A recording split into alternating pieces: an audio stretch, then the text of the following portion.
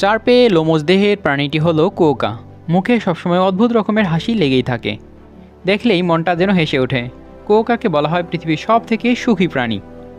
আকারে একটা ছোট বিড়ালের থেকে বড় নয়। ইউরোপীয় বিভিন্ন অভিযাত্রী অস্ট্রেলিয়ায় এটাকে দেখে ইঁদুর নাকি বিড়াল এটা নিয়ে অনেক কনফিউশনে পড়ে গিয়েছিল। 16 শতকে স্যামুয়েল ভলকারজন নামে একজন দার্শনিক এটাকে বনবিড়াল বলেছেন। তারপর উইলিয়াম ডি ভ্লামিং নামক একজন দার্শনিক এটাকে দানব বিড়াল বলে আখ্যায়িত করেছিল। এমনকি তিনি যেই দ্বীপে এই প্রাণীটিকে দেখেছিলেন তার নাম দিয়েছিল রোটনেস্ট ইসল্যান্ড, যার মানে হচ্ছে ইঁদুরের বাসা। তবে আসলে এই প্রাণীটি ইঁদুর এবং বিড়াল কোনোটিই নয়। কুয়োকা ক্যাঙ্গারু গোত্রীয় একটি প্রাণী। হ্যাঁ, ক্যাঙ্গারুর মতো এদেরও একটি থলে রয়েছে। কুয়োকা কেন সবসময় হাসি মুখে থাকে তা এখনও জানা যায়নি।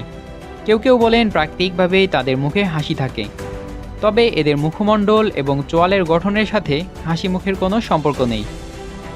তাদেরকে সবথেকে সুখী প্রাণীও বলা হয় বটে, তবে মুখে হাসি লেগে থাকাটাই কিন্তু সুখী হওয়ার একমাত্র শর্ত নয়। তাদের জীবনটাও আর সব প্রাণীর মতোই কঠিন। দিন শেষে তারা একটা বন্যপ্রাণী। সঙ্গী নির্বাচনের বিষয়ে লড়াই কিংবা ঝুঁকি রোধ করলে কুয়োকা আক্রমণাত্মক হয়ে ওঠে। আকার এবং গঠন অনুযায়ী পুরুষ কুয়োকাদের বিন্যাস হতে পারে। জীবনের সাথে যুদ্ধক্ষেত্রে তুলনাটাও সম্ভবত ভুল নয়। আর শুধুমাত্র হাসি মুখে থাকলেই যে যুদ্ধ থেমে যাবে তা কিন্তু নয়। পাখির ঝাঁক, বিড়াল, কুকুর, শেয়াল, ডিঙ্গো, সাপের মতো প্রাণীরা কুয়োকাদের জন্য অত্যন্ত বিপজ্জনক। শিকারীর আক্রমণে এরা প্রথমে দৌড়ে পালাতে চেষ্টা করে। কুয়োকার ছোট্ট আকার একে লাফিয়ে দ্রুত চলতে সাহায্য করে।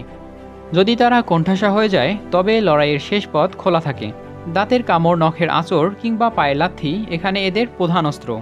কুয়োকা কলোনি গঠন করে তোলে, তবে এরা পুরোপুরি সামাজিক প্রাণী নয়। একসাথে খেলাধুলা এরকম কর্মকাণ্ডে তারা অংশ নেয় না। একটি কুয়োকা সাধারণত 10 থেকে 15 বছর বেঁচে থাকতে পারে।